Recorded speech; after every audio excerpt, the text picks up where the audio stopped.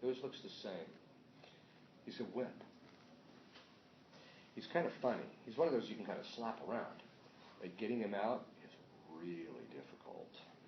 But there's an exorcist from Ponce, Puerto Rico, who's been doing this for about 12 more years than I have, and he and I used to consult about stuff that was effective.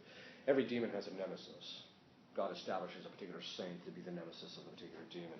It's the same thing with certain people who are damned. The nemesis of Judas is Matthias.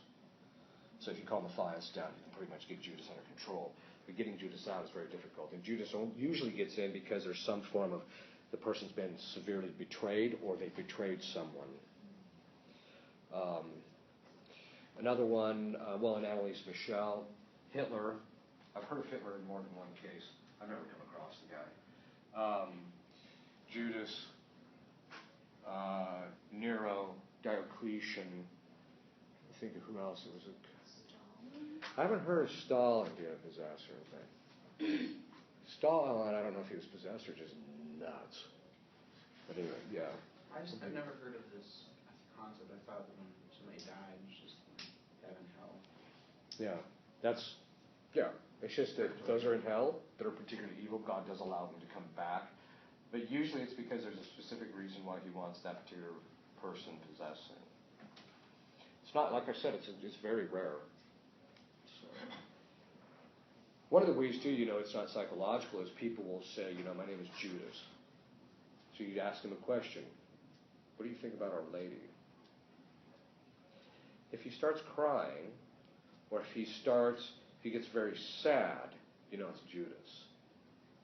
One of the ways that you can actually tell, because he actually valued his relationship with Our Lady.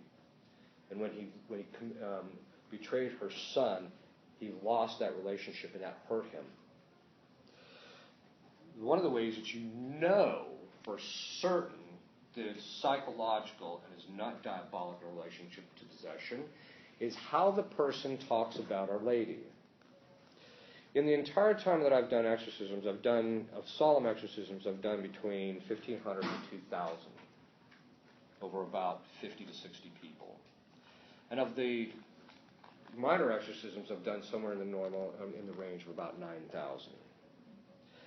In every single case that I've ever dealt with in possession, authentic demons never, ever, under any circumstance, ever say anything derogatory about Our Lady.